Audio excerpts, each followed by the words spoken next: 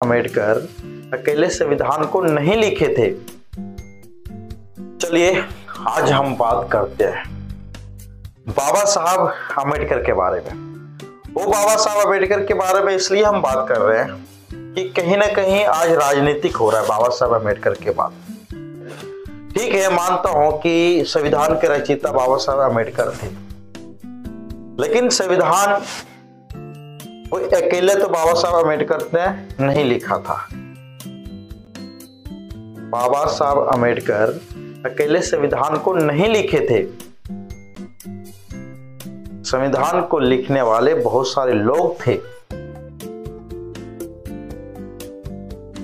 वो सारे लोगों का नाम क्यों नहीं लिया जाता? क्या एक चना घड़ा को फोड़ सकता है क्या एक चना कुछ भी कर सकता है क्या?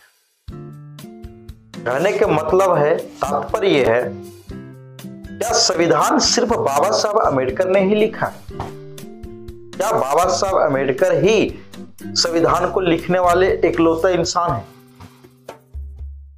और जो संविधान को सपोर्ट किया, जिन्होंने संविधान के साथ लिखा, बैठकर लिखा, जिन्होंने संग्रह के साथ लिखा, उनका नाम क्यों नहीं? सिर्फ बाबा साहब अम्बेडकर अकेला ही संविधान को लिखे क्या?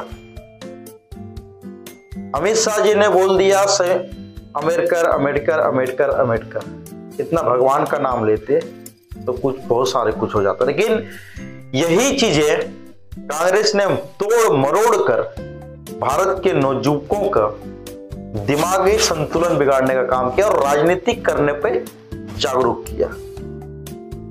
जो अम्बेडकर नाम था, ब्राह्मण कृष्णानंद अम्बेडकर,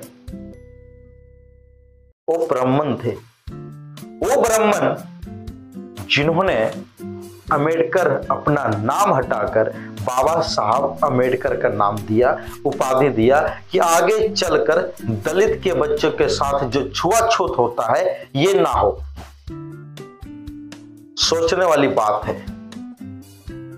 योगदान भी दिया है तो कोई ब्राह्मण नहीं दिया है। नाम के पीछे जो अम्बेडकर शब्द लगा है वो भी ब्राह्मण ने दिया। लेकिन आज राजनीतिक के तौर तरीके पे सभी लोगों को विलन दिखाया जाता है बाबा साहब अम्बेडकर के लिए। अब सोचिए, जो योग्यता होती है उनका योग्यता का प्रचार प्रसार हर जगह होता है। बाबा साहब अम्बेडकर इंटेलिजेंट थे, तेज थे, इसको सब कोई मानता है। बाबा साहब अम्बेडकर ने संविधान में संरक्षण रहे, संविधान का निर्माता कहलाए, सभी लोग का मंजूर है। लेकिन बाबा साहब अम्बेडकर को भगवान मान लेना ये ना हित में नहीं है। अगर आप सोचते होंगे कि बाबा साहब अम्बेडकर भगवान है तो उनके पिताजी का नाम राम जी था, तो ये चीज को भी स्वीकार करना पड़ेगा आपको। भीमराव रामजी अम्बेडकर पूरा नाम है इनका। तो अम्बेडकर जो शब्द है वो ब्राह्मण कृष्णानंद अम्बेडकर जो एक ब्राह्मण थे, उन्होंने अपना उपाधि अम्बेडकर शब्द भीमराव अम्बेडकर दिया। इसका बलिदान क्यों नहीं लोग लेते? सोचिए जरा, इस देश की रीति और रिवाज को सोचिए जरा। छुआछूत था, है, ये नहीं मानता कि नहीं है, अभी भी छुआछूत है, लेकिन ये गलत है। इस चीज को गलत मानते हैं संविधान के थ्रू भी और मानवता के थ्रू भी, मानवता के हित में भी। ये हमारे हिंदू धर्म के लिए सबसे गिरा हुआ स्थिति थी छुआछूत। ये चीज को हर एक इंसान मानता है, लेकिन राजनीतिक करना, एक बंदे पे राजनीतिक करना, एक बंदे के बेइज्जती और इतिहास की गवाह दिलाना, ये गलत है। संविधान में ये भी लिखा हुआ है कि आरक्षण जो है ओनली 10 साल तक चलेगा। आरक्षण आज तक चल, क्यों? इसकी बात कोई नहीं करते।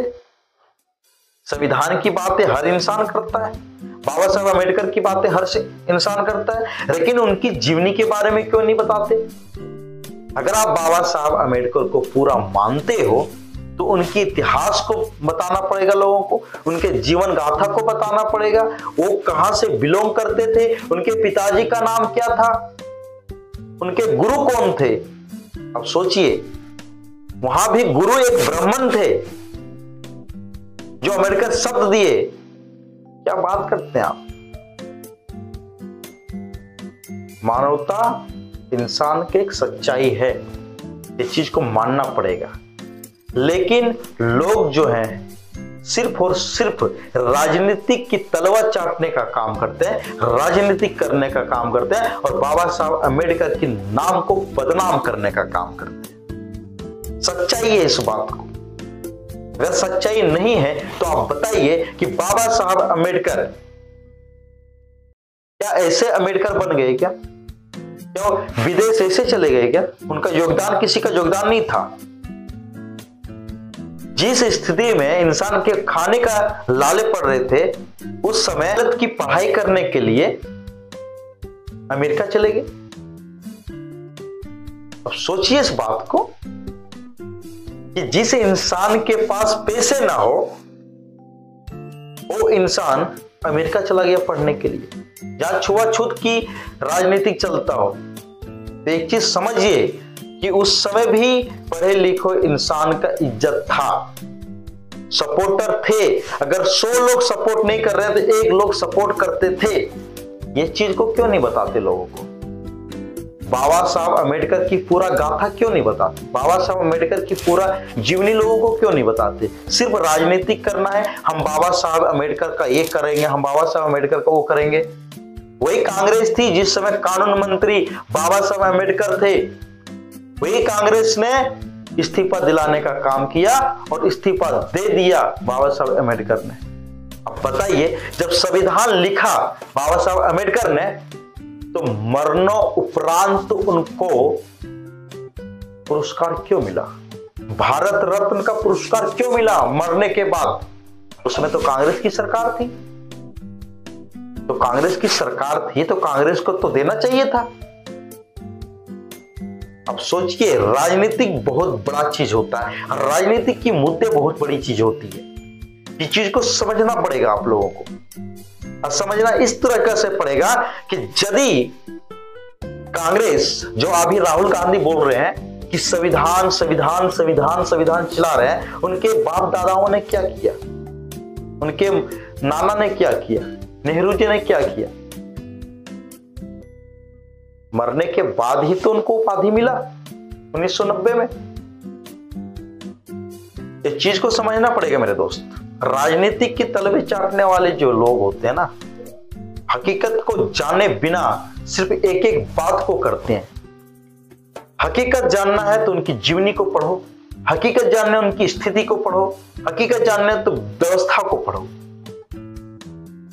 एक आदमी कुछ नहीं कर सकता, सभी को बलिदान दिया है भारत को एक उज्जवल भविष्य बनाने के लिए, भारत को आजाद करने के लिए।